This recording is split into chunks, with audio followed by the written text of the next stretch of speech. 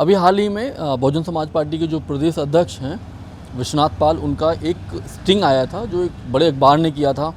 और ये जो स्टिंग आने के बाद जो है बहन जी की सफाई आती है, इस मसले पर भी बात करेंगे। और साथ में जो ब्राह्मणों की जो एक सभा हुई थी, जो समाजवादी पार्टी में जो ब्राह्मण नेता हैं, जो बड़े कद के नेता हैं, वो सब मिल बैठ कर बातचीत कर रहे थे। और बाद में एक खबर आई जब मीटिंग ख़त्म हो गई कि अखिलेश यादव उन ब्राह्मण नेताओं के साथ बैठे ही नहीं थे। ये दो सवाल हैं, इन पर बात करने के लिए हमारे साथ शशिकांत तिवारी जी हैं, जो बहुजन समाज पार्टी के नेता हैं। अमेठी की एक विधानसभा है गौरीगंज, वहाँ पर काफ़ी सक्रिय रहते हैं। सर, शुरुआत उस विश्वनाथ पाल के उस पूरे स्टिंग को लेकर, जिसमें वो कहते हैं भाई की मायावती से अगर आपकी मुलाकात करनी है तो 5 लाख रुपए लेकर चलना होगा, फिर इसके बाद टिकट चाहिए तो ये करना होगा, मंत्री चाहिए तो ये करना होगा। ये सब क्या चल रहा है बहुजन समाज पार्टी में? देखिए, वो विश्वनाथ पाल जी ने या स्टिंग ऑपरेशन सही है कि गलत है हम तो नहीं जानते, लेकिन उसमें जो है उन्होंने क्या बोला है वो सुनने में हमको भी आया है। और उसको लेकर हमारी राष्ट्रीय अध्यक्ष आदरणीय बहन जी ने खंडन जारी कर दिया है।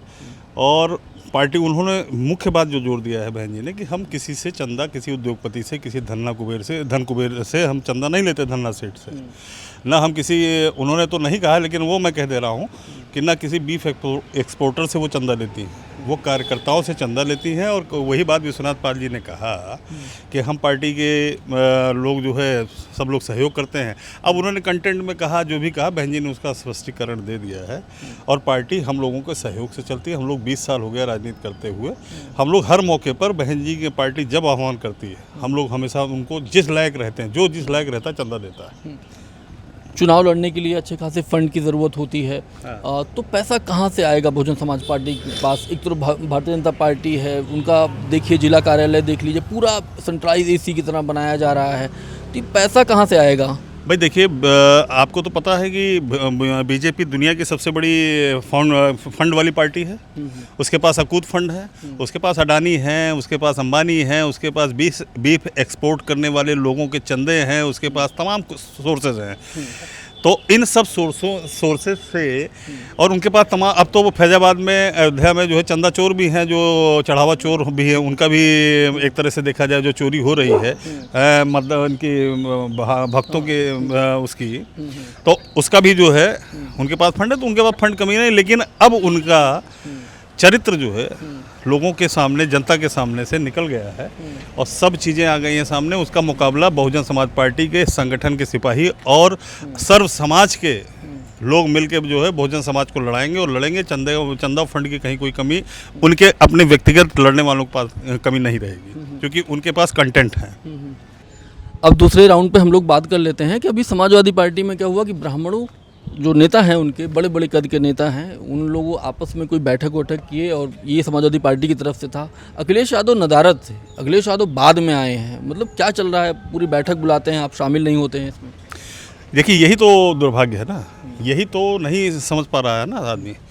आप ठीक है ब्राह्मण समाज को बुलाए, किसी समाज को बुलाए, आपने सम्मान दिया, बुलाए, आप अपने घर में बुलाते हो तो मुखिया अगर आप हो तो आपका रहना चाहिए ना। आपके अपील पे लोग आ रहे हैं ना, बिना आपके तो आ नहीं रहे। आपके आदेश के तो कोई वहाँ मीटिंग, वहाँ परिंदा नहीं पर मार सकता।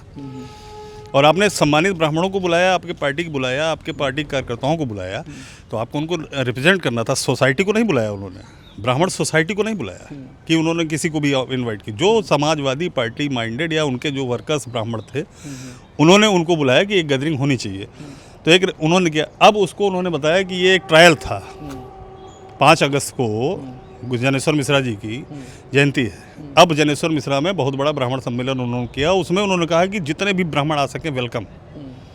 और जब आप अपने ऑफिस में बुलाते हो या आपके कार्यालय में कार्यक्रम होता है, आपको समय नहीं मिलता, तो आप रिलायबल कहाँ हो? ब्राह्मण आपको रिलायबल कैसे माने? जो पार्टी के लोग हैं वो ठीक है, आपके वर्कर हैं वो तो मानेंगे ही, सोसाइटी कैसे माने? बहन जी में और इनमें वर्किंग में यही एक फ़र्क कि बहन जी जो कहती हैं उसको करती हैं। 2007 से 12 के बीच में उन्होंने जिस भी कास्ट और जिस भी समुदाय, जिस भी धर्म के लिए जो वायदा किया था वो पूरा करके दिखाया है। और ब्राह्मणों को उसमें जितना सम्मान मिला था उससे ज़्यादा सम्मान आज तक कभी ब्राह्मण का, और वो दलित पार्टी, बहुजन समाज पार्टी होने के बाद भी, दलित मुखिया होने के बाद भी उन्होंने सर्व समाज और ब्राह्मण समाज के लोगों को कितना विधायक बनाया, मंत्री बनाया। यहाँ तक हमारे अमेठी में जो है आशीष शुक्ला जी चुनाव हार गए थे, उनको हारने के बाद राज्य मंत्री बनाया। तो हम तो उस चीज़ को देख रहे हैं ना। हमारा गौरीगंज में पहली बार आज के इतिहास में गौरीगंज में एक ही बार जो है ब्राह्मण विधायक हुआ मटियारी, बसपा से हुआ। तो सम्मान उन्होंने दिया था। सतीश चंद्र मिश्रा जी देखिए कदम से कदम मिला के चल रहे हैं। ब्राह्मण को इस बात को समझना चाहिए कि उनकी असली पार्टी कौन सी है, या उनको असली कौन सी ऐसी पार्टी है जो सम्मान देगी।